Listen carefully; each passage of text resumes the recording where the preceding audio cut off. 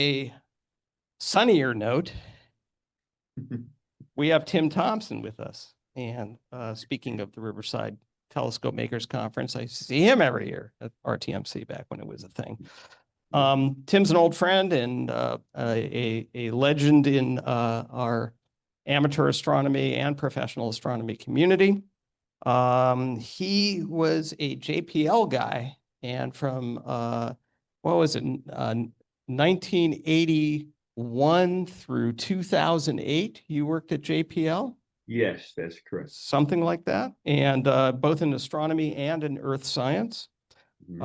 He is was a volunteer at the Mount Wilson Observatory and is now on the board of trustees of the Mount Wilson Institute, and he is the science director for the Mount Wilson Observatory.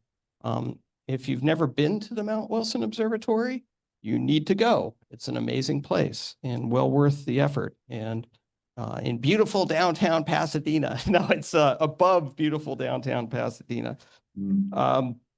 Tim is also 12-time past president of the Los Angeles Astronomical Society. Did you hear that, Rebecca?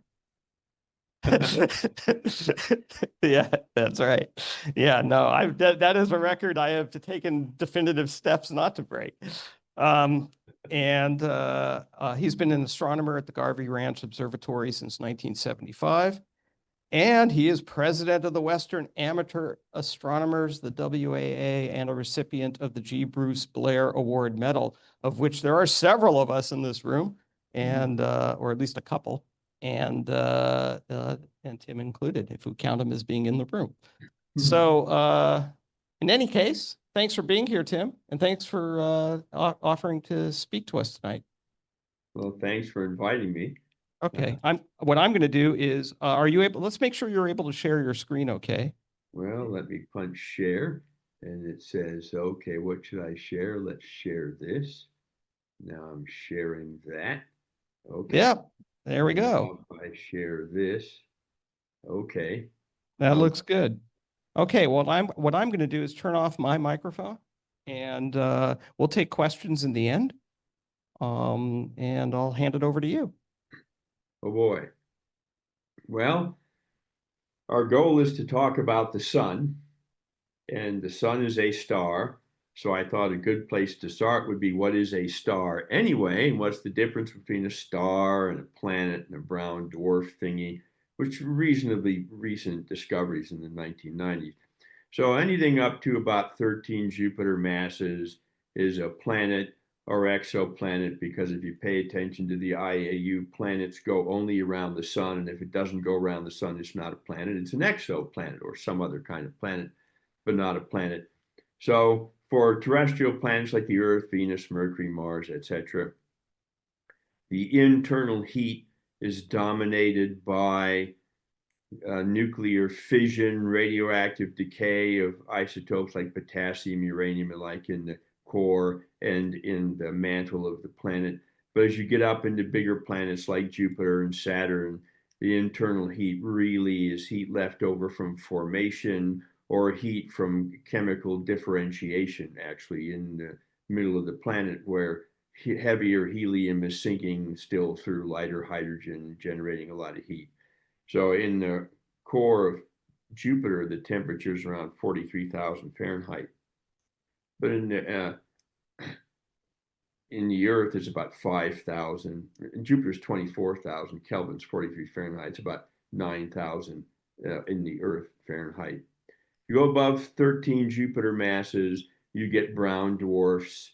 Their internal heat is heat left over from formation. They're still cooling off, and heat generated by deuterium fusion. I will explain what that is when I'm talking about nuclear processes in the sun a little while later, but there are indeed very low yield, very easy nuclear reactions going on inside a brown dwarf, where the core temperature can be around 5 million, 5.5 million Fahrenheit.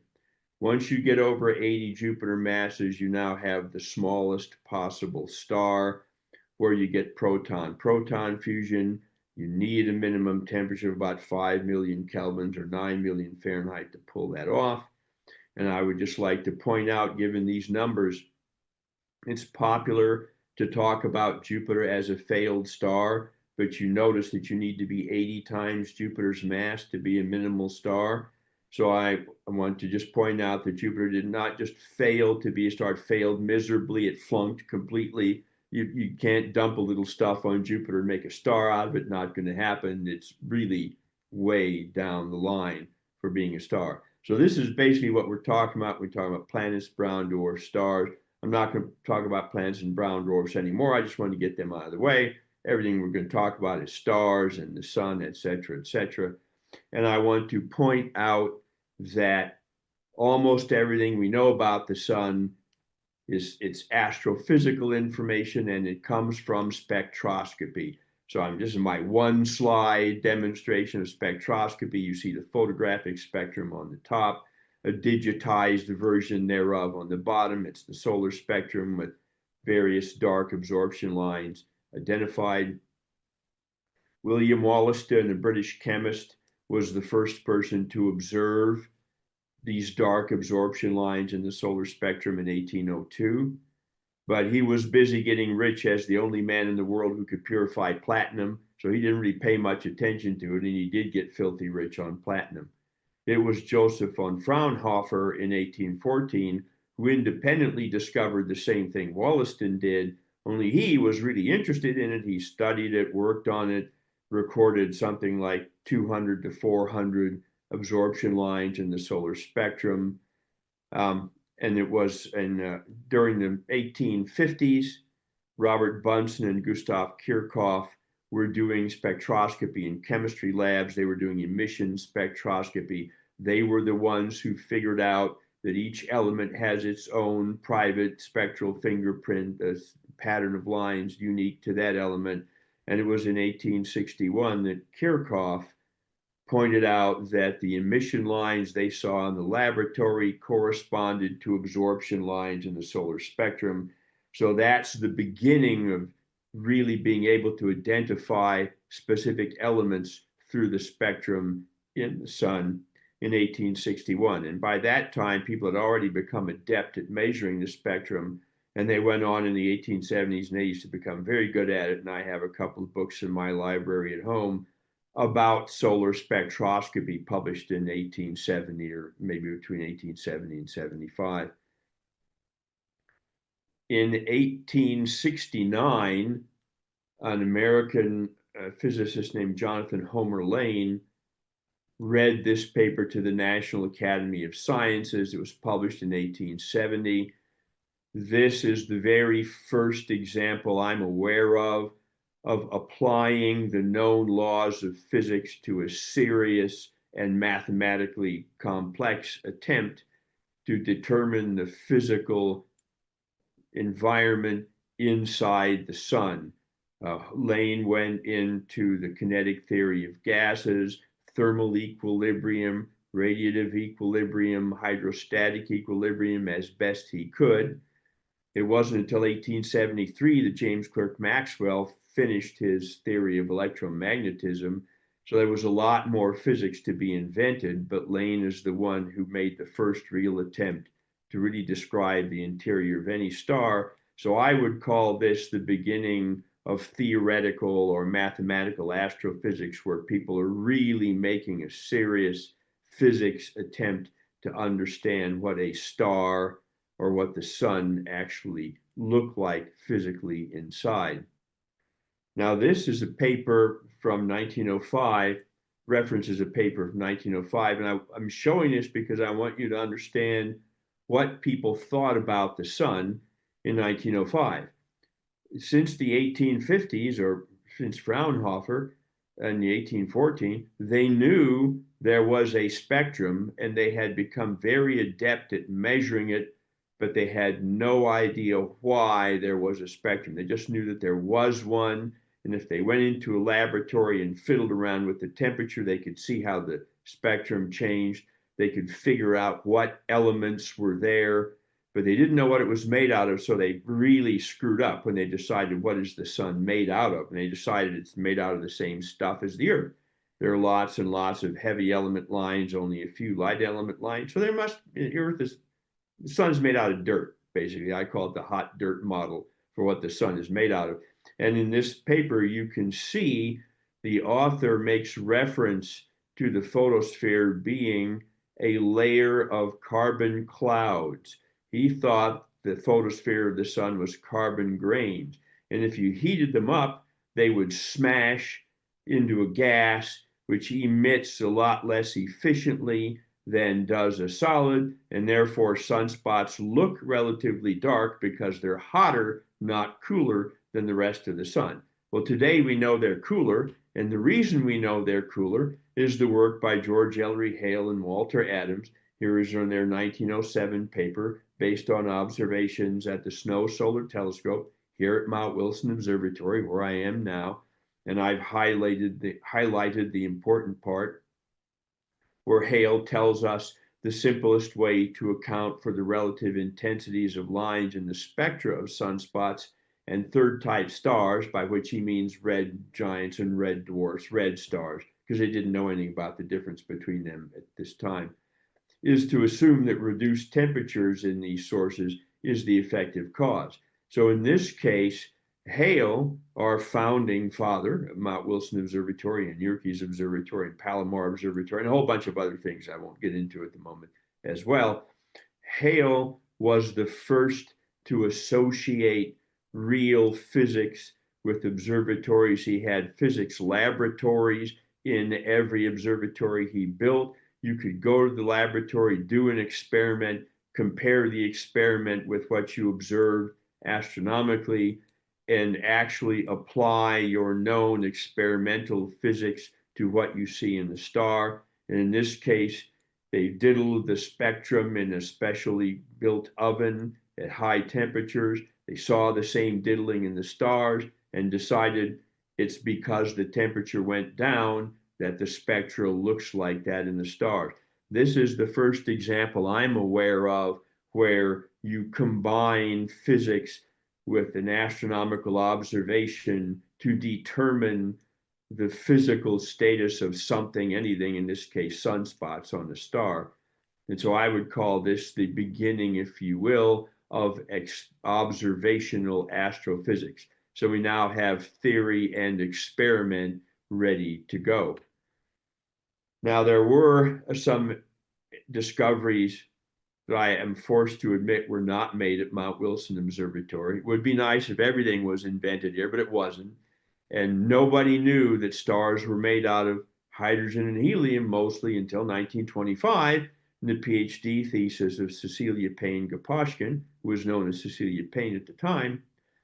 And it's because, remember, nobody knew why there was a spectrum. And the reason nobody knew why there was a spectrum is that nobody knew what atoms were. And in fact, in 1907, probably people did not agree with each other at all on whether or not atoms even existed, really. Albert Einstein pretty much nailed that in 1905, but there were still some people complaining about it. But certainly up until 1905, atoms were a thing that could be off the table for real physical existence.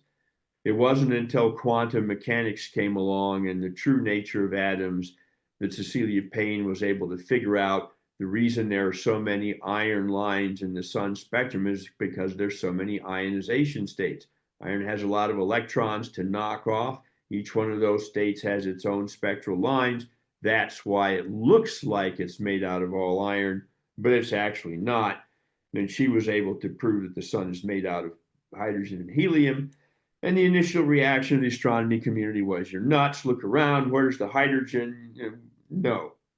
And then a few years later, they figured out, actually, she was right, and finally adopted her ideas. But there's still a lot of people around who think that Henry Norris Russell made that discovery based on a 1929 paper he wrote, in which he kind of mentioned Cecilia Payne and her PhD thesis in an out-of-the-way place.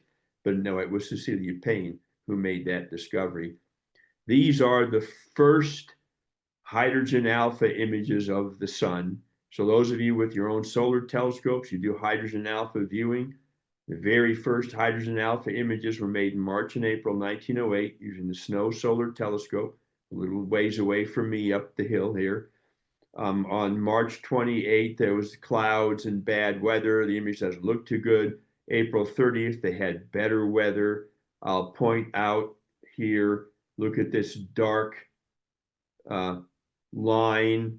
You see these things in hydrogen alpha images now. I'll show you one in a few minutes on a modern hydrogen alpha image. This is the top of an extended arcade prominence, and you can see signs of sunspots. And like, there are lots of lines, horizontal lines, vertical lines that are artifacts of the spectrophotometer. It's called the spectroheliograph that Hale invented independently of a Frenchman named Deslandres, and where he scanned a spectral slit across the disk of the sun and was the first person to be able to image the sun in the light of a single spectral line. So these were major breakthrough images in the history of our understanding of the sun. When Hale saw these hydrogen alpha images, because he had been imaging it in hydrogen beta, delta, gamma, all blue light for a long time, and calcium, without seeing much of anything, this was a big game changer, and he stopped doing the other stuff and studied hydrogen alpha, and it looked to him like there should be magnetic fields, and it's these images that coerced him to go looking for magnetic fields on the sun. And I want to point out that we did not actually know how nucleosynthesis and how the nuclear assembly of elements works inside of a star until beginning in 1939 with work by Hans Bethe, and finally in 1957 when Burbage, Fowler, and Hoyle published this landmark paper in Reviews of Modern Physics. So some of you in the room, when I was able to see the room, looked like you probably were born before 1957. So those of you born before 1957 were born at a time when nobody knew exactly how to synthesize elements through nuclear processes in stars, and this was the major breakthrough. So we've set the historical background. Now here is one of Alan Friedman's spectacular hydrogen alpha images of the sun. Remember that dark prominence I pointed out in Hale's original images? Here it is on Friedman's image. You're looking at the top of an arcade that's sticking up out of the sun. You can see the little tendrils holding it down. And here are active regions around sunspots, one here on the lower right, one a little left of center. There's a great deal of hairy structure. And that's because when you look at hydrogen alpha, you're not looking at the photosphere, you're looking at the chromosphere above the photosphere where the magnetic field is a little more prominent. See some flares around the edge. And for those of you who are curious, there's the Earth, that little blue thing up in the upper left. That's how big the Earth is compared to the sun, or more appropriately, how small the Earth is compared to the sun. And if you're not familiar with Alan Friedman and his imaging of the sun, I put his webpage up here, Averted Imagination. Go look at it. He's a really spiffy H-alpha solar imager, and there are a lot of people around now who do a really good job at that. So here are the vital statistics that describe this sun. Okay, 109 Earth diameters, 1 million Earth volumes, 333,000 Earth mass. This is big, right? The photosphere is what you would see if you went out and stared at the sun while it was busy burning a hole through the retina and the back of your eyeball. So don't do that. Don't tell anybody I suggested that you do that. I suggest you don't do that. But if you did, the photosphere is what you would see just before you went blind. And the chromosphere is what you see in the hydrogen alpha images. Down in the core, 1 trillion Earth atmospheres, 14.7 trillion pounds per square inch, 28 million degrees Fahrenheit. Now you know why we don't send probes to the core of the sun, and no engineer, no matter how good they are, can handle that one. And if you do, you get 2 or 3 Nobel Prizes just for the heck of it. We have sent the Parker Solar Probe to probe the corona, and I'll talk about that a little bit later on. But this slide leads us to the first thing I want to point out to you in earnest. This is my big deal number 1. So if you forget everything I tell you during this lecture, remember the big deals. Just take them home with you, write them down, put them on your scorecard. Everybody likes to call the sun an average star, and the use of the word average is simply wrong. The sun is bigger than 95% of other stars around. It's very big. Astronomically, in our nomenclature, it's still a yellow dwarf star. Only in astronomy can you be bigger than 95% of everything else and still be a dwarf. And even Sirius, which is twice the size of the sun, is a blue dwarf star because all main sequence stars are dwarf stars for historical reasons. So just remember, the sun is not an average star. It's not an exotic star. It's a main sequence star. It's a normal star, but it's not average. It's really, really big. You don't have to have an inferiority complex about coming from a dinky planet around a dinky star. It's the biggest of the terrestrial planets around a big star. So relax. How big is it? Well, in this panel, starting with panel 2, I guess, the first object in the panel is the last object in the previous panel. So if you look just above the number 4, that little dinky thing there, that's the Earth, which over here is the largest object in the first panel. So this is Mercury, Mars, Venus, Earth. Mars is kind of dinky despite getting all the press. And then there's Neptune, Uranus, Saturn, and Jupiter. Jupiter being about 11 times bigger than the Earth at the equator and 10.5 times at the pole. Its rapid rotation shrinks it at the pole considerably. Jupiter is the biggest planet in the solar system. And it's interesting to point out that in the next panel 3, that first object is Jupiter, and the next object here is Wolf 359. The Star Trek fans will remember that's where we got killed off by the Borg at Wolf 359, famously. Wolf is a red dwarf star, and this is about as small as stars get, which you can see is not that much bigger than Jupiter. That's how big the smallest stars are. Here's the sun, bigger than 95% of stars.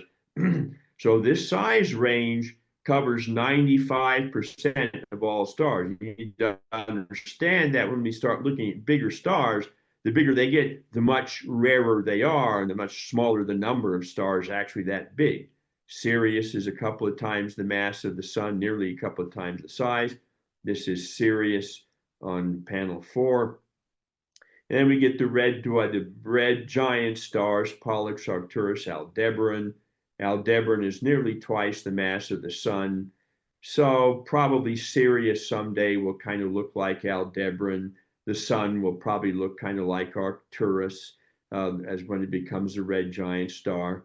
And down in panel 5, Arcturus is the first thing. Rigel, the blue supergiant in Orion, is the next star over. Blue supergiants are big. This is nearly as big as the orbit of Mercury in our solar system. So if you put Rigel where the sun is, it would be really big in the sky and shine 60,000 times brighter, and your sunblock wouldn't do you any good. But that's as big as blue giant stars get. The red giant stars, there's Betelgeuse, which is nearly the size of the orbit of Jupiter in our own solar system, but not quite. It's a little short of that. And go all the way up to the current record holder, which changes like 2 or 3 times a year. What's the biggest star? At the moment, it's the star romantically named Who G64 in the Large Magellanic Cloud, which has a radius of 7.163 AU approximately.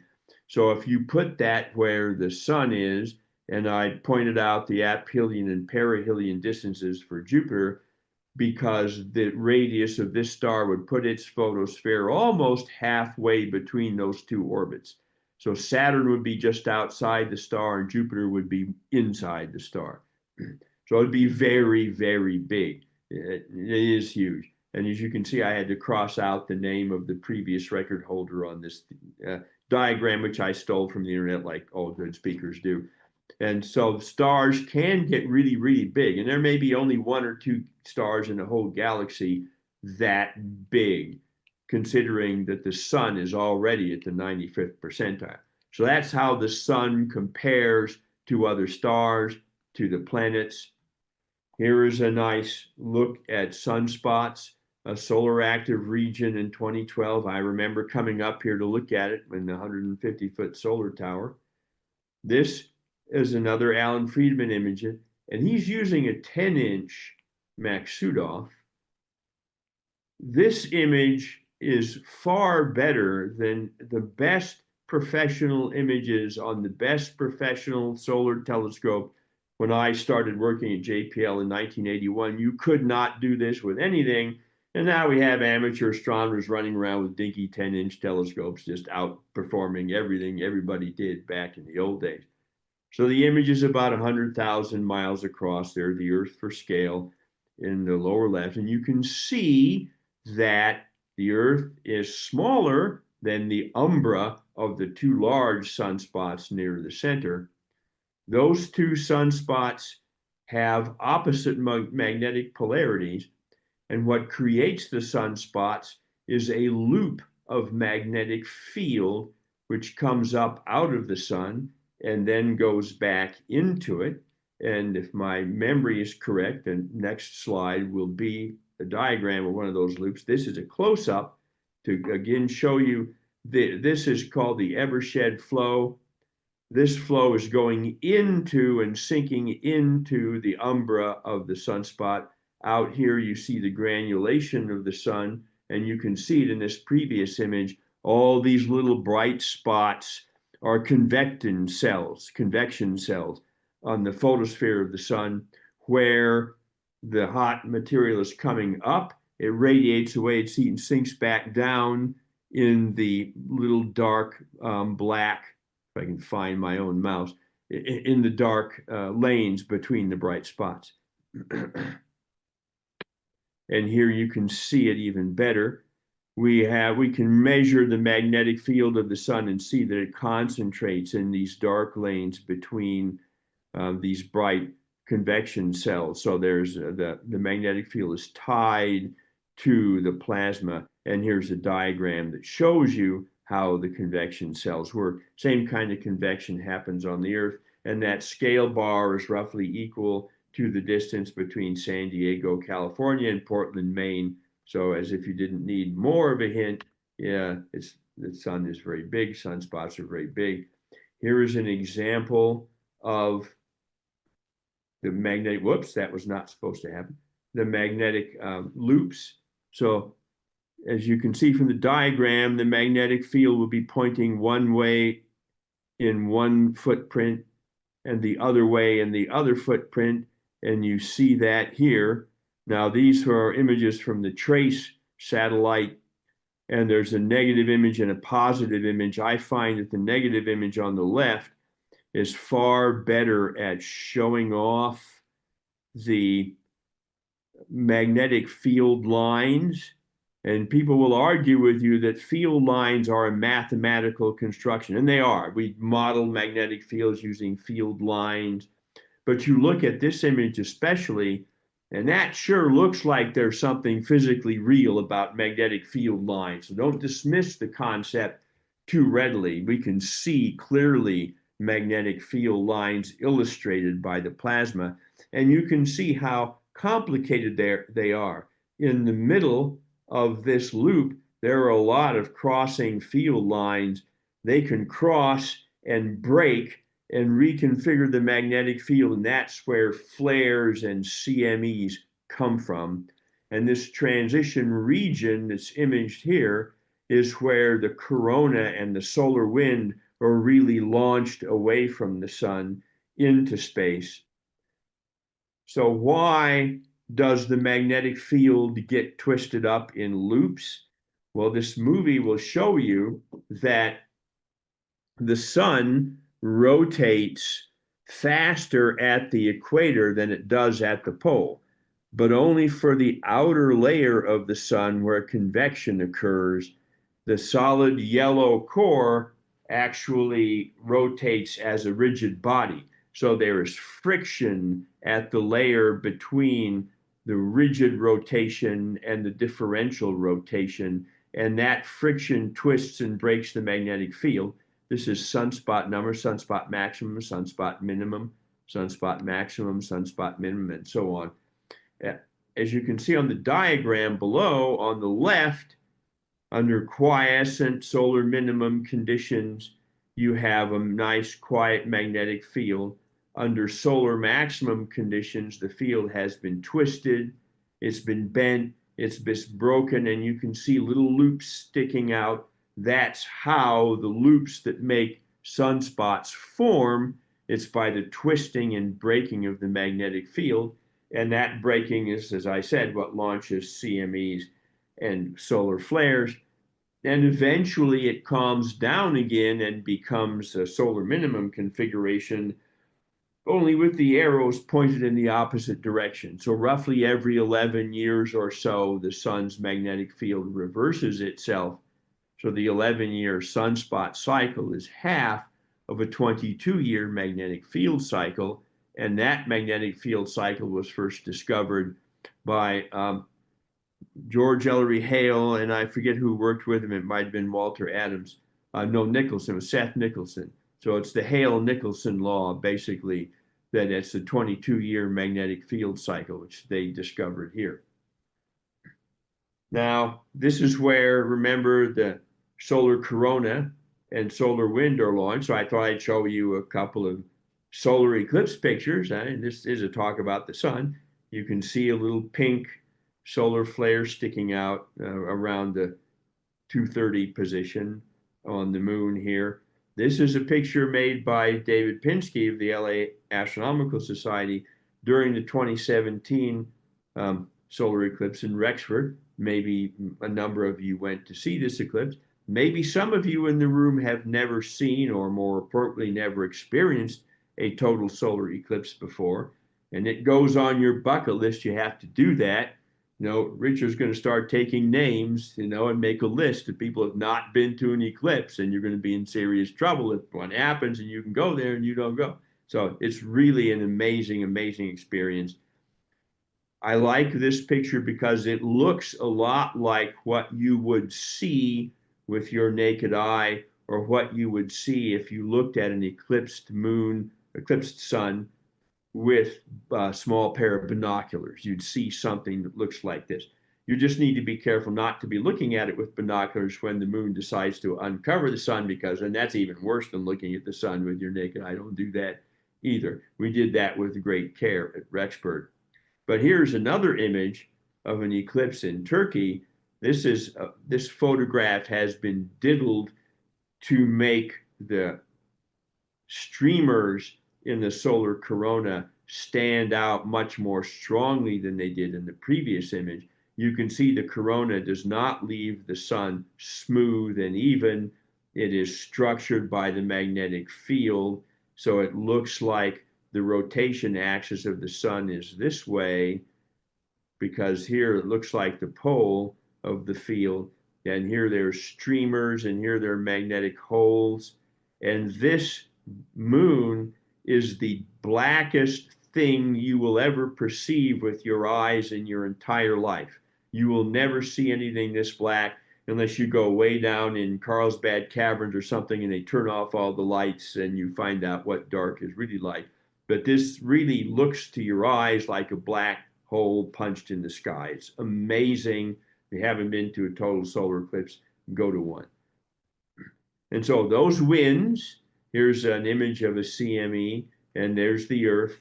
This is not to scale. If the Earth were actually that close to the sun, we'd be a lot warmer than we are today. But here's a nice CME of the SOHO image, and it's heading straight towards the Earth. The plasma hits the Earth. The plasma from the solar wind carries the solar magnetic field with it and hits the magnetic field of the Earth. It can't get in. The magnetic field blocks it, just as the magnetic field of a sunspot blocks charged particles from getting in, makes the sunspot cooler than the rest of the sun because of the magnetic field. Same thing happens here. It blocks, but the particles can go around it and sneak in through the pole, and that's why we have aurora near the north and south poles, magnetic poles of the Earth. But this magnetic field pushes on the magnetic field of the Earth, which moves it. The moving magnetic field of the Earth crosses through high tension power lines, there's an electrical engineer, somebody knows electricity in the audience, you know, if you move a magnetic field through a conductor, you generate a current, you generate a whole lot more current in your power grid, and you blow it out, and all your transformers blow up, and your power grid blows up, and you don't have any power, and you don't have any power to make new transformers to replace the old transformers you had. So you have kind of a problem, and people are thinking about that and putting kill switches and all kinds of things on the power grids. And one of the reasons we like to have sun observing satellites between the Earth and the sun is they'll give us a few minutes warning, the big thing is coming, and then somebody can go punch a button and turn things off where they need to be turned off. So this is how the sun connects to the Earth, and we know that there is a connection, a climate connection. And here is a plot of sunspot number, just counting the number of sunspots as a function of year, going from 1600 to 2000. The Maunder minimum is famous among solar astronomers, about 50 years, 1650 to 1700, where there were virtually no sunspots. There's another Dalton minimum where the sunspots were significantly suppressed in the early 1800s. It didn't go away. Both of these minima are associated with exceptionally cold climate and advancing of glaciers on the Earth. So there is a connection between sunspot activity, maybe it's total solar irradiance. We don't really know what that connection is. We do know that there is a connection. But before we leave this topic, we also do know that it has nothing to do with the current state of global warming, which has everything to do with greenhouse gases in the Earth's atmosphere, but that's another talk on another topic. And it's not anything having to do with the sun, and we know that. It's a matter of fact, not a matter of guess. So now, how do we know what the sun looks like inside? For the longest time, people guessed. They made a model based on the surface view of the sun. What should it look like inside? Well, there's a modern science of helioseismology that was discovered at, dare I say, Mount Wilson Observatory using a 60-foot solar tower. Acoustic waves can go through the sun in a matter of an hour or two, and photons can't get out of the sun for 500,000 years. I'll talk about that in a few minutes anyway. But you can diagnose the real-time internal structure of the sun based on the behavior of the oscillations. And there is a movie here which will show you the oscillations, obviously exaggerated in amplitude for scholarly effect. They're not that big, but this is what the sun is doing. And this is one frequency mode. So imagine about 1 million more of these going on at 1 million different frequencies.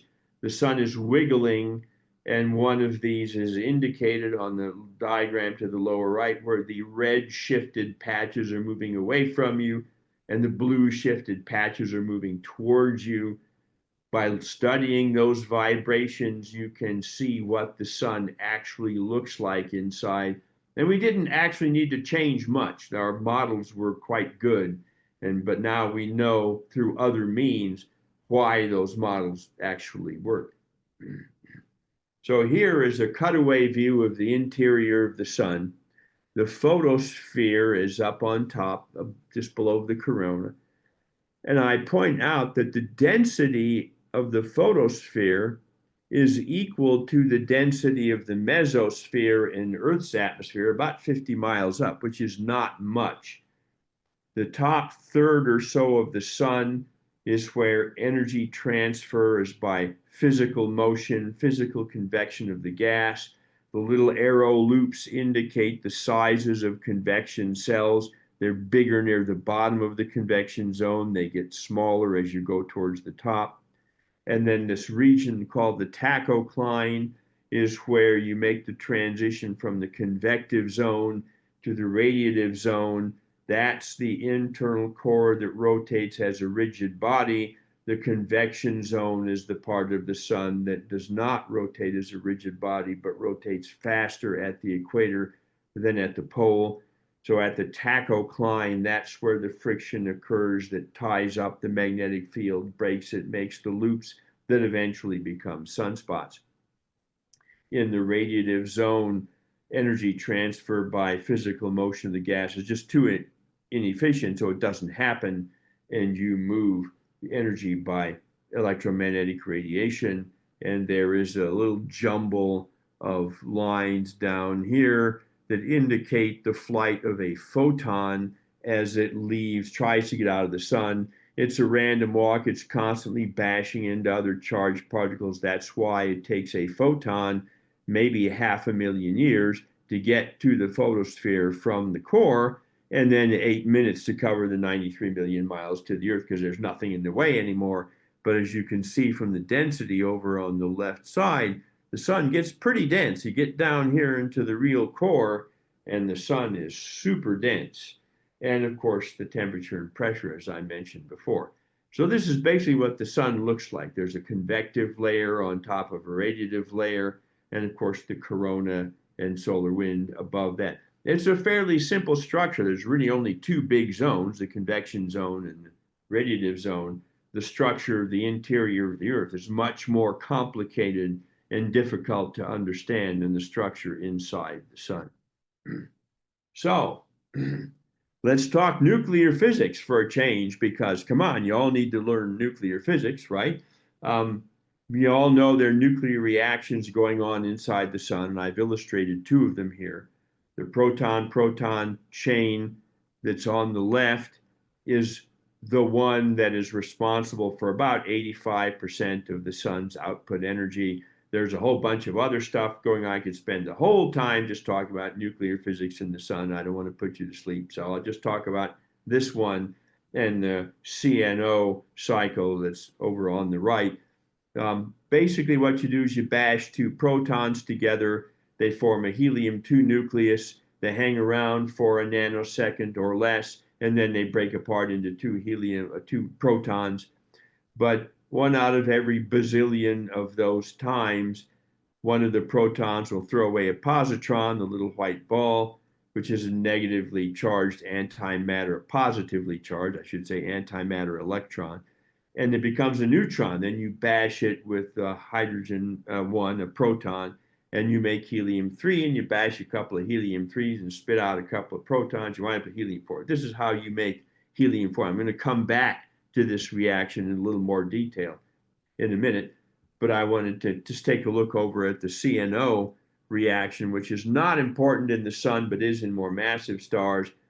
You basically start with carbon-12, hit it with a proton, it makes nitrogen-13, which is unstable, spits out a positron, becomes carbon-13, which is stable. You hit it with a proton, it becomes nitrogen-14, which is stable. You hit it with a proton, it becomes oxygen-15, which is not stable, spits out a positron, becomes nitrogen-15, which is stable. Hit it with a proton, and it's unstable and spits out a helium nucleus, and you wind up with carbon-12 again. So they call it a catalytic cycle. You can count the input protons, 1, 2, 3, 4, and out come 2 neutrons and 2 protons. 4 went in, 4 come out. This slide brings me to my second big deal. Actually, it's 2 big deals for the price of 1. And I want to point out that this reaction, 2 protons slamming into each other, even at the 15 million Kelvin temperature of the sun, is extremely slow. If you were a typical proton running around inside the sun, it would take you 8 billion years to bash into another proton such that the spit out a positron condition happens, and you wind up with a deuteron, a proton with a neutron attached to it. 8 billion years is a long time. But look at what happens if you stick a neutron onto the proton. Now you can stick a proton to it in 1.5 seconds. So this is a much, much easier reaction to pull off. And this is the reaction that I referred to when I said brown dwarfs use deuteron fusion. This happens inside of a brown dwarf with whatever deuterons happen to be floating around in it. You can't make new deuterons because you can't do the proton thing, but you can do this thing and spit out a gamma ray photon, and then you make helium-3. The time scale for helium-3 is 240,000 years, roughly, but that's 0.003% of 8 billion years. So here it is. The reaction between these two protons, the reaction rate, which has to do with the details of quantum tunneling and quantum mechanics, is what allows the sun to hang around for 10 billion years as a main sequence star because it has an 8 billion year time scale of its own. About 500 million years ago, the Cambrian explosion introduced multicellular life to the Earth. And for 4 billion years before that, there was all just one-celled life. So if it takes 4.5 billion years for us to come along, we need that slow reaction. Speed it up a little bit, and there's no time for us to come along. So our presence here is dependent on the intricate details of quantum tunneling and fusing protons. It's more than just it happens in the sun, but the reaction rate is critical for us being here. The other thing I want to point out is that it's very common to say that the sun and stars are powered by fusion reactions, but that is not true. And the reason it's not true is you need 5 million kelvins to just start bashing protons together and do this in a very, very slow, even much slower fashion. And that 5 million kelvins has got to come from somewhere. It comes from gravitational contraction. And as the interior heats up, it emits thermal radiation and the mechanical pressure pushes out to stop the gravitational collapse, but it's not enough. The star keeps collapsing, and without something to stop it from collapsing, the star would only last a few million years and then it would just wink out.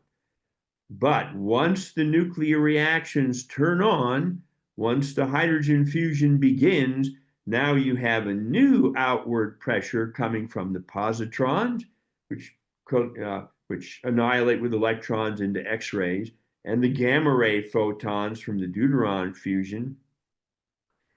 And that stops the gravitational collapse and stabilizes the star. And because that reaction is very slow and takes 8 billion years, that's why the sun sits on the main sequence for so long.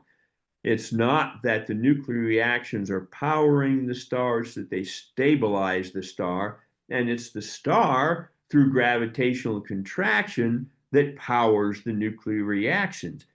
If the star expands a little bit and cools off, the reaction rate goes down and the star shrinks a little bit, heats up, the reaction rate goes up, stops the contraction. So all stars, including the sun, are at least microvariable stars because of that little vibration, if you will, around the characteristic equilibrium temperature. So just remember, nuclear reactions don't power the star powers them, and the nuclear reactions stabilize the star. So change your language and make everybody convinced that you already know all about nuclear physics. You've got it all figured out. So what happens next? This is what happens when the sun becomes a red giant star. You're forming helium in the core with your hydrogen fusion, and eventually you run out of hydrogen in the core because it's all helium now, and your hydrogen is fusing not in the core, but in a shell around the core, and the core is continuing to collapse and get hotter and hotter, and eventually this happens. If you bash 2 helium-4 nuclei together, they form a beryllium-8 nucleus, which is spectacularly unstable, and in about 8/100,000ths of a trillionth of a second, it falls apart into 2 helium-4 nuclei. But if you can slam a 3rd helium nucleus into the beryllium-8 nucleus during that 8/100,000ths of a trillionth of a second, you form a carbon-12 nucleus, which might be stable. And I say might be because that brings me to my big deal number 3. This reaction should be impossible because the carbon-12 nucleus is in excited state and falls apart into 3 helium-4 nuclei almost at once. And so it was Fred Hoyle who figured out that a very small fraction of the carbon-12 nuclei throw away a gamma ray and relax into a stable carbon-12 nucleus and don't fall apart. So this is how you create carbon. And once you have carbon, all the other nuclear reactions that create all the other heavier elements go like wildfire. They go fine. You make yourself hot enough and everything works great. This was the bottleneck. This is what nuclear physicists were scratching their head over. How do you get elements heavier than carbon? How do you even get carbon? Because it shouldn't happen. And it was Fred Hoyle who did not get a Nobel Prize for his discovery, even though some people thought he should have, because nobody liked him on the Nobel Committee. And that's actually another talk. The Nobel Committee is fantastically famous for its overlooking of people who should have gotten a Nobel Prize, or maybe giving the Nobel Prize to somebody who shouldn't. So this is what happens when the sun becomes a red giant. Now, I'm looking at the core of the star and talking about nuclear physics. What about the observational properties of the star? And this is a Hertzsprung-Russell diagram or color magnitude diagram. Along the top is the spectral class from O to M.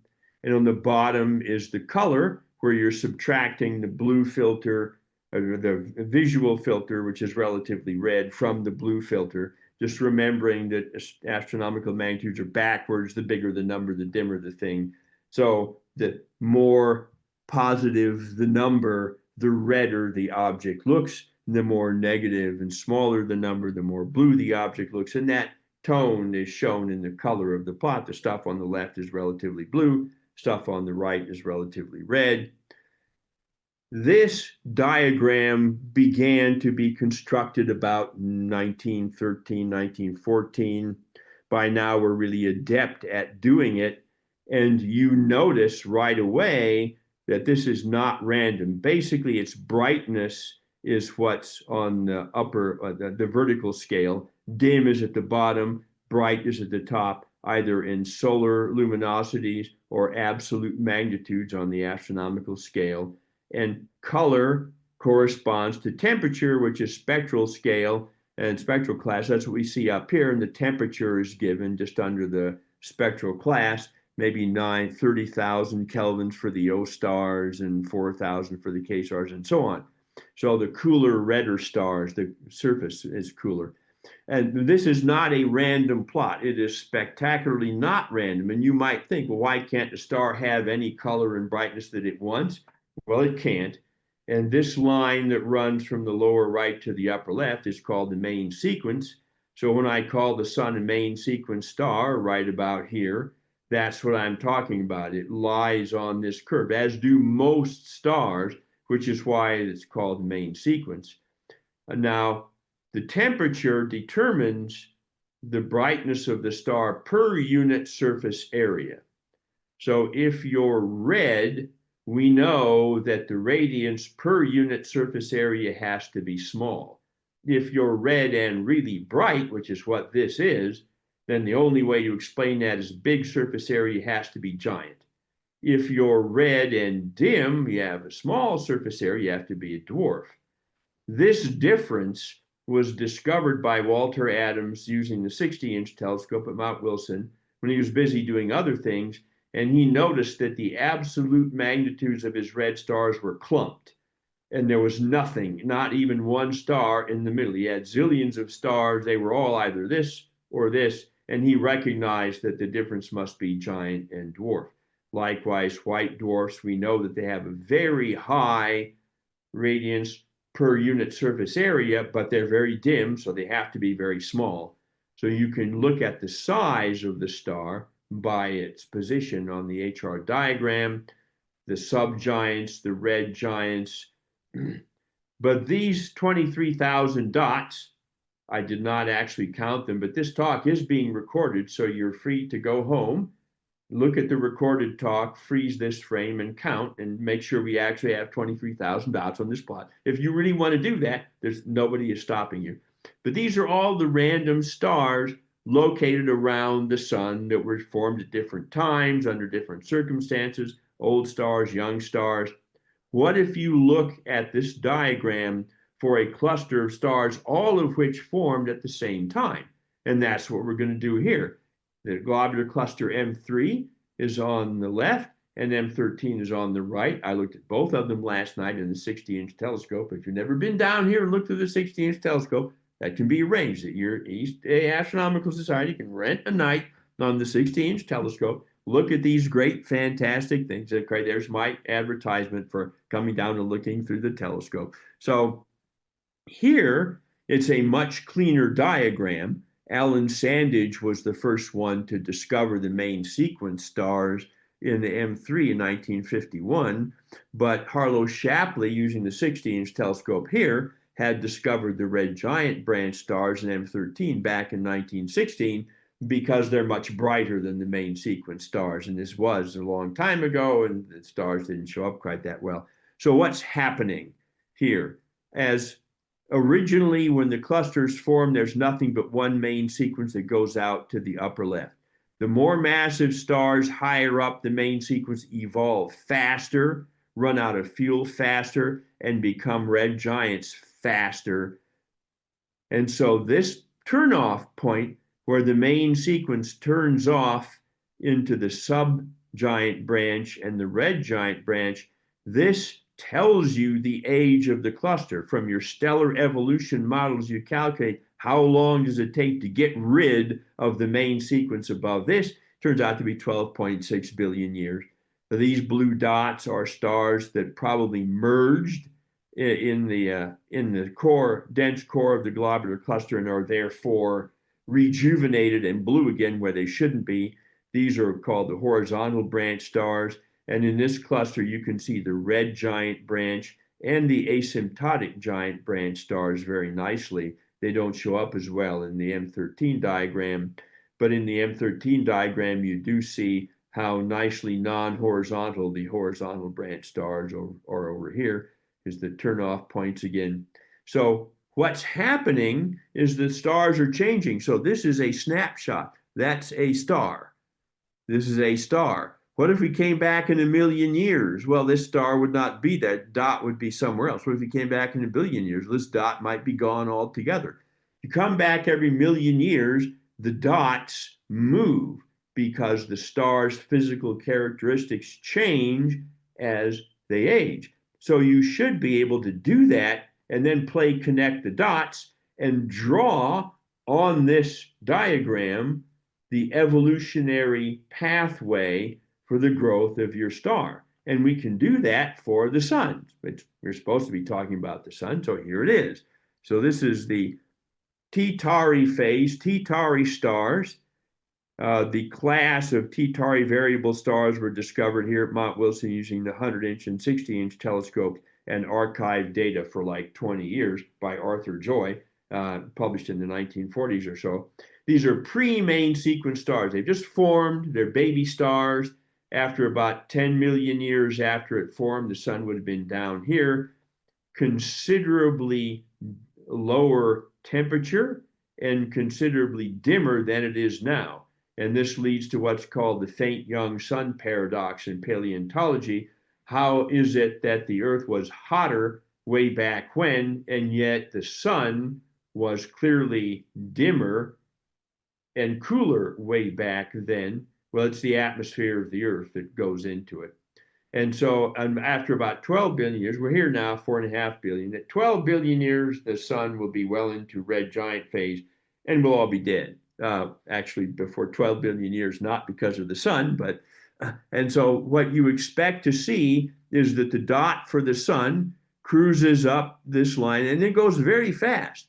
From 12 billion years, it only takes maybe 200 million years now to get to the tip of the red giant branch, where you suddenly start fusing helium in the core. So what's happening in this red giant branch is that hydrogen is fusing not in the core, which is now contaminated and full of helium, but in an expanding shell around the core as it continues to fuse hydrogen into helium. Eventually, the core becomes hot enough and the helium fusion really takes off fast. And then the sun, goes down into the horizontal branch. See, it's getting dimmer again. Now it's really bright. Now it's getting dimmer, but a lot hotter. But it's dimmer because it gets smaller, but it gets a lot hotter.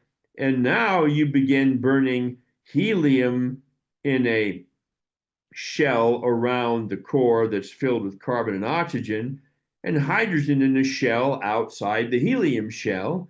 And that's as far as you can go with the sun because it's not massive enough to make anything else heavier. And eventually, at the tip of the asymptotic giant branch, the sun becomes totally unstable and spits out a planetary nebula. And that only takes 20,000 years or so at the most, and then becomes a white dwarf, which cools fairly rapidly at first and then kind of cools incredibly slowly afterwards.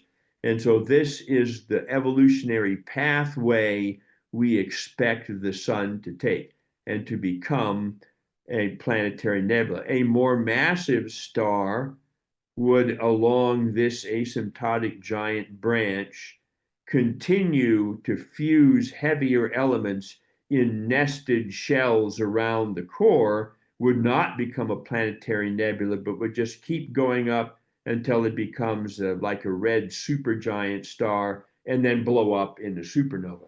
And the timeline is shown up here in the upper box. The sun's age now, the sun's age at roughly the horizontal branch and planetary nebula.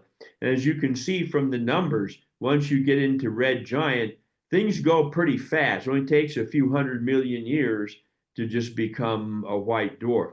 After billions and billions of years of sitting on the main sequence and cruising towards red gianthood, once you make it this far, you go through these loops really quickly and then eventually become a white dwarf and a planetary nebula.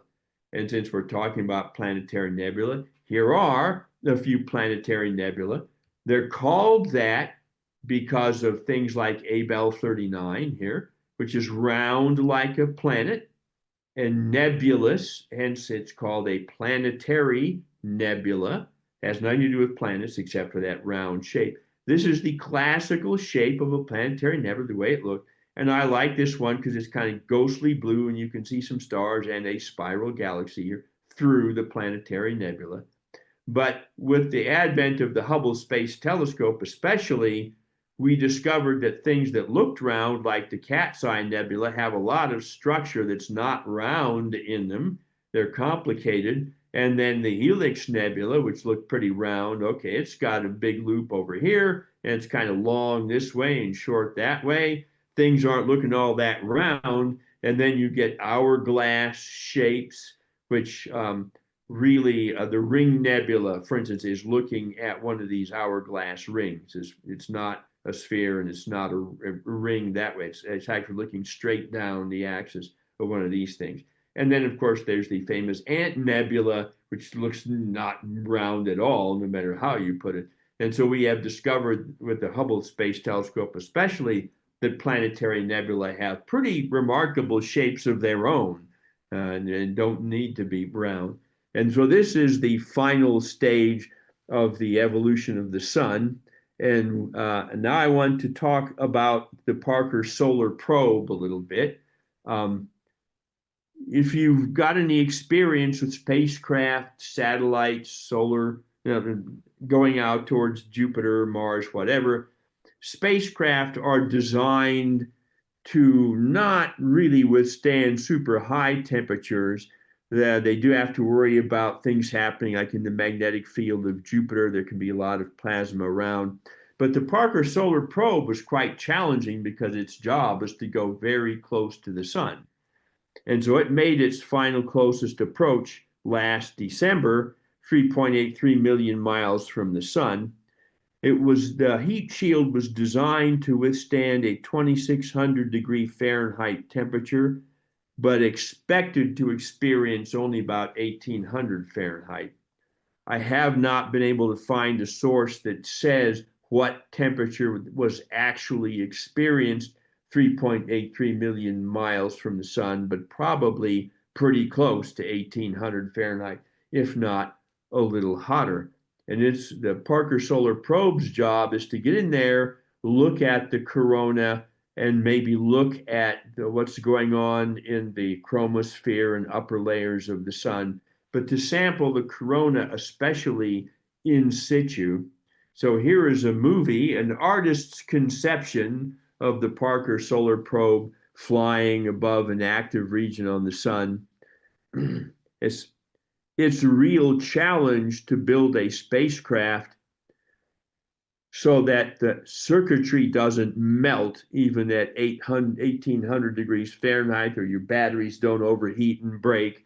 And so it might not sound like that big a deal if you're not a spacecraft engineer, but if you are, that's really a big deal. And so this is an image from one of the instruments on the Parker Solar Probe to show that it is in fact buried at perihelion in the corona.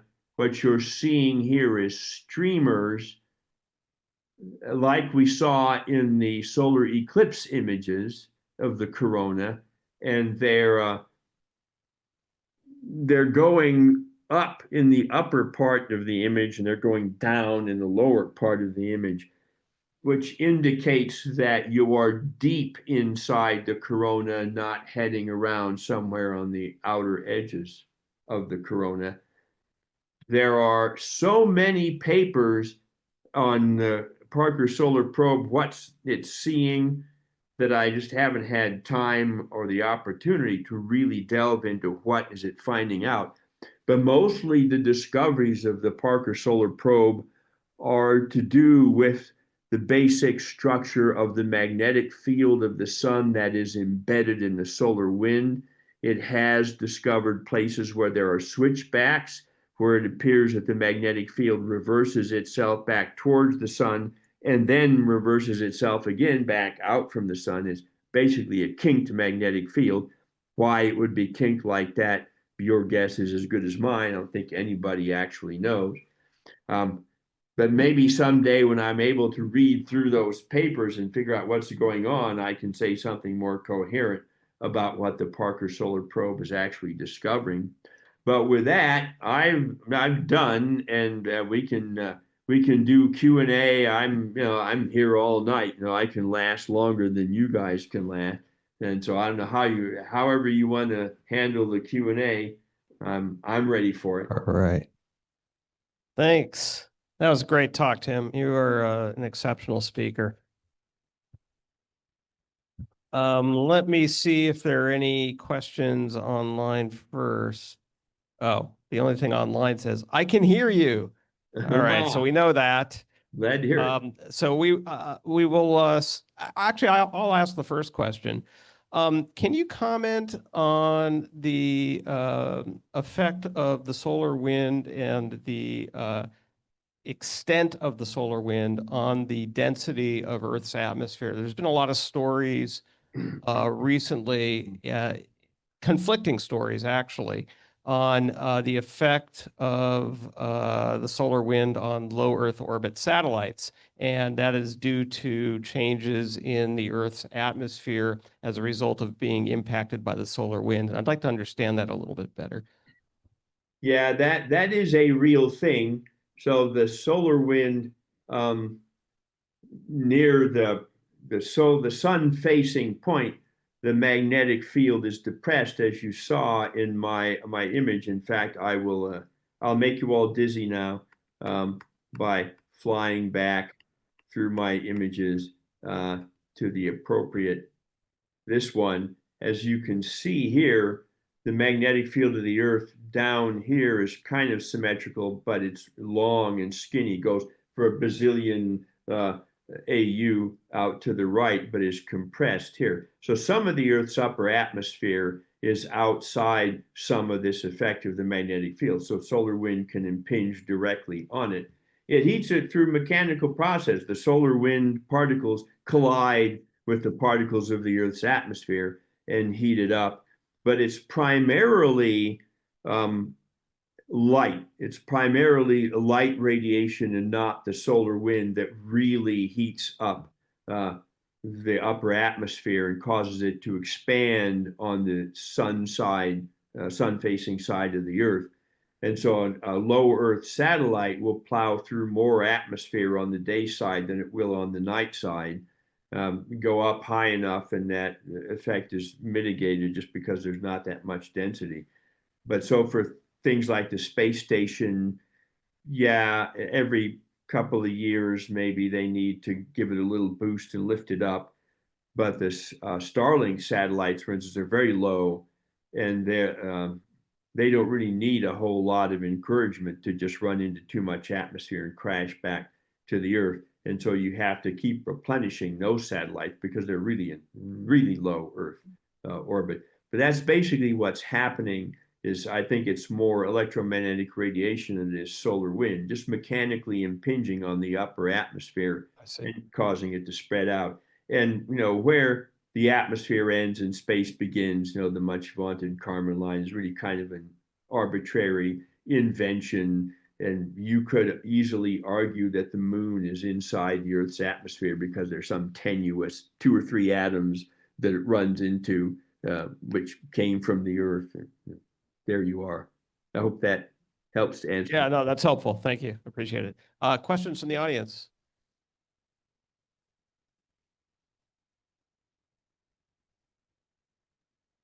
Thank you. You showed some very nice pictures of the magnetic field lines. Mm-hmm. You showed the 2 sunspots where you have the magnetic field lines coming out of the sun, and going back in. Mm-hmm. What observable allows you to determine the direction of the magnetic field? Zeeman splitting. I didn't have a diagram of that in the talk for fear of making it too long. But when you look at a single spectral line without a magnetic field, you get one spectral line. If you impose a magnetic field on it, and it's a ferromagnetic atom, so iron, this works best for. If you impose a magnetic field on the sun where there's iron, what used to be one absorption line becomes 3 absorption lines. If you measure the spacing, how far apart are those lines, it tells you the strength of the field. The farther apart they are, the stronger the field. But those 2 outer lines are oppositely polarized. And by looking at the polarization, which one is polarized up, which one is polarized down, that gives you the direction of the magnetic field. So you get it from Zeeman splitting. Very good. Thank you. Mm-hmm. Anybody else?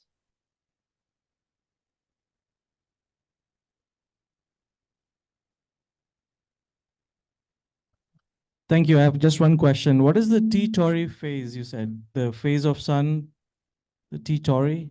Oh, yes. Make you dizzy again. Okay. Yeah. So this is, it's a variable star phase, and we can tell from the visible and infrared, the T-Tauri stars are almost always embedded in some kind of dusty shroud, some of them more dusty than others. And it's a pre-main sequence phase. So what happens is the star forms by the gravitational collapse of some cloud of gas. And as it collapses and collapses, eventually the fusion reactions turn on. The proton-proton fusion turns on when the temperature gets high enough, around 5 million kelvins. And now you have an actual star. Before that, you have maybe a protostar, but now you have an actual star. And that's that's the beginning of the T Tauri phase. It's a star, but it's still embedded in its natal dust cloud and gas cloud, and stuff is still coming on to it. It's still getting hotter. It's still getting brighter. It's still growing. And so you see this vertical line, okay, it gets a lot dimmer because it's, throwing away stuff.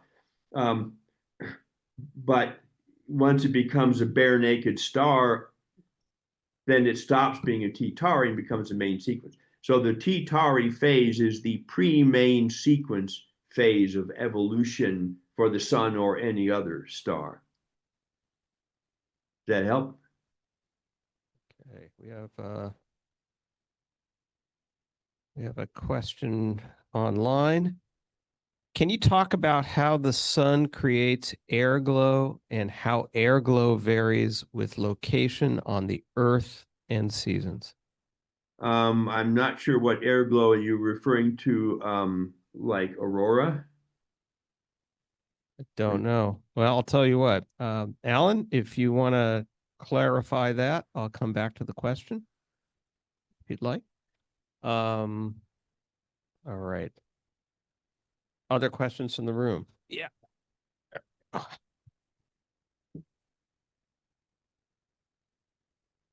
Hi, thanks. Actually, your talk was great. And during your talk, you answered questions I had before I walked in here. But I still have another one about the Parker Solar Probe and the effect of the solar wind on it. Was that does that have an effect on the probe's ability to navigate, or what did they have to do about that?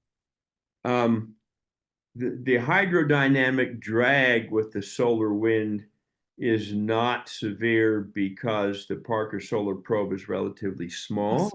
And it's moving incredibly fast. It sets speed records of something like 200,000 miles an hour relative speed. And so it's not going to get slowed down.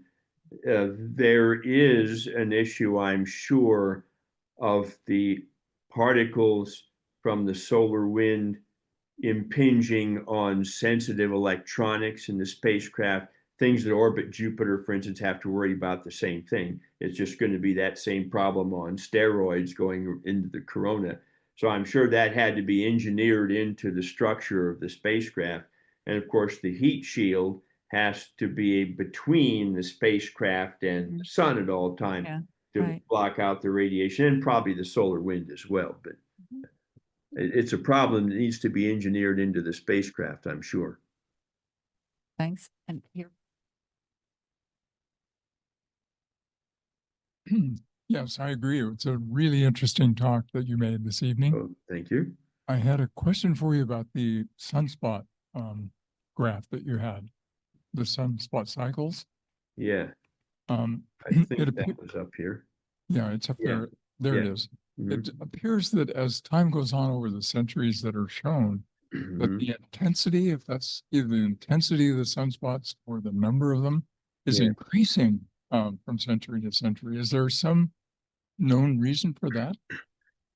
There isn't that I know of, and there is a great deal of variance, as you can see, from one cycle to the next. So it looks like there's maybe an envelope on top, but yeah, I mean, these are somewhat higher in number than these. And I have not seen anybody come up with a particularly good reason why that ought to be. There are arguments by people who think that the Earth's magnetic field is about to flip over on us. And there might be some connection between sunspot numbers and that. I don't know. I doubt it very much. It doesn't make sense to me.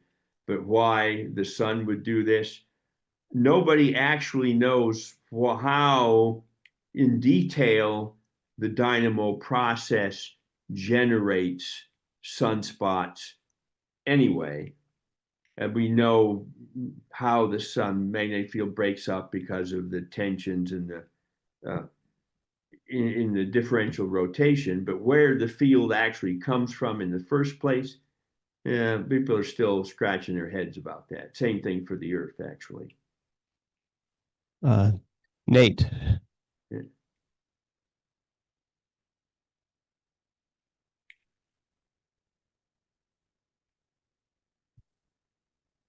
I agree. Great talk. Thank you. Can stars change their place in the main sequence by ingesting or colliding with other stars and gaining more mass? Can they? This Can they- sequence shows an animation of exaggerated Yeah, placement don't- of the sun's surface. Don't pay produced- any attention to that guy. My thing kind of went bananas on me here. Let me, so you're looking, you're talking about the blue straggler stars. Is that what you were talking about? Yes. How did they get there?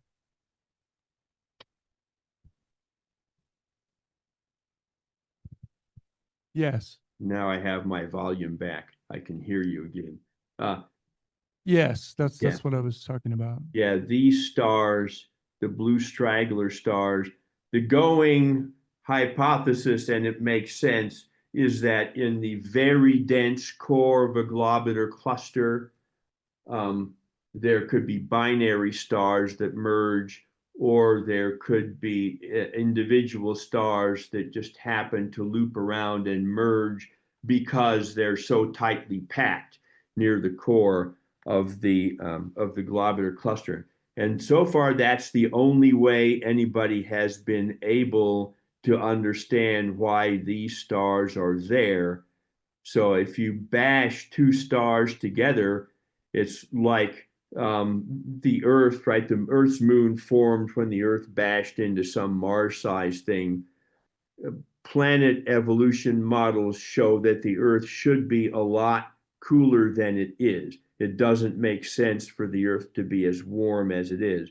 But if you bash it with a Mars and remelt it, now you're starting things all over again. That works great. And the same thing should happen with stars. If you bash one, why, you will rejuvenate the star. So you've actually gone from like two stars that were going up the subgiant branch into one main sequence star again.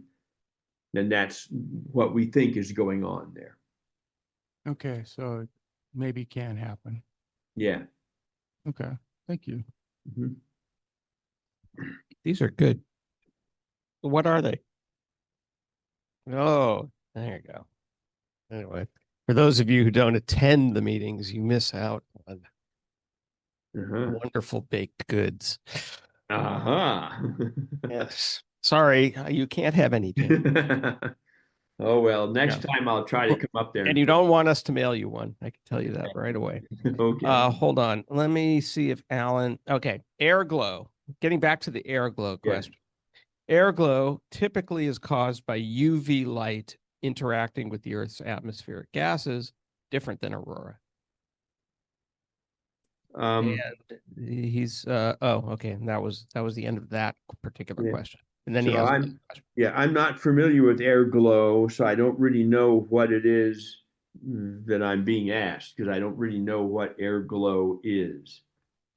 Okay, well, we'll move on from air glow. And his next question is, do we fully understand now how the corona is so much hotter than the chromosphere? And what's the mechanism? Okay, so the answer is yes and no. And so when we look at the sun's corona, so the corona is in the millions of kelvins, and of course the photosphere is like 5,700. So the naive argument is that how do you get energy to flow from the cold photosphere to the hot corona? But that's a problem in equilibrium thermodynamics. And this is a very non-equilibrium system, and the transfer of energy is not thermal. It's through magnetic fields, probably Alfvén waves as they're called, waves of magnetic energy. So we know that these Alfvén waves and micro flares, for instance, even the structure that we saw in, let's see, what image is it that I'm looking for? Yeah, look at this chromospheric structure that shows up in the hydrogen alpha image. That's all magnetic, and there's a very variable, it's coming and going. There are lots of micro flares embedded in there. We know that non-thermal process will accelerate charged particles very rapidly and will can form the basis for the transition region and into the corona. We know that these mechanisms will do the job. The problem we have is that there are several mechanisms that will do this job for us. And we don't know the relative contributions from the various mechanisms. And one of the goals of the Parker Solar Probe is to get enough data down deep in the corona to try to tell from the energy spectrum of the particles which one of these possible mechanisms accelerated the particle. So we don't have a fundamental problem in thermodynamics with the corona being very much hotter than the photosphere, if only because the corona is so much less dense. So if you look at the energy density of the photosphere compared to the energy density of the corona, then the corona has a far smaller energy density than the photosphere, even if it has a larger temperature, because there's so much room between corona particles. So we don't have a fundamental problem there. Our problem is that there are so many ways to accelerate the corona through non-thermal processes that we don't know which ones are important and which ones are not important. Thank you. Let's see, got more questions here. Alan says, fantastic talk. Yes, it was. Let's see. Nothing else online. Anybody else here in the room have a question? Going once? Steve.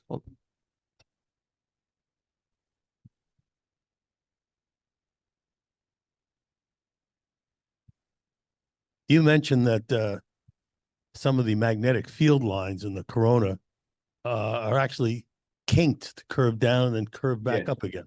Yes. Nobody really understands that. But Yes. has anybody attempted to figure out what would be the path of the electric current that would produce a kinked magnetic field? I don't think anybody has thought about that, because I don't think anybody thought about the magnetic field being kinked the way the Parker Solar Probe discovered. And so that's a brand new thing, and people are working on that now. And maybe if I do this talk again next year, I'll be able to answer your question.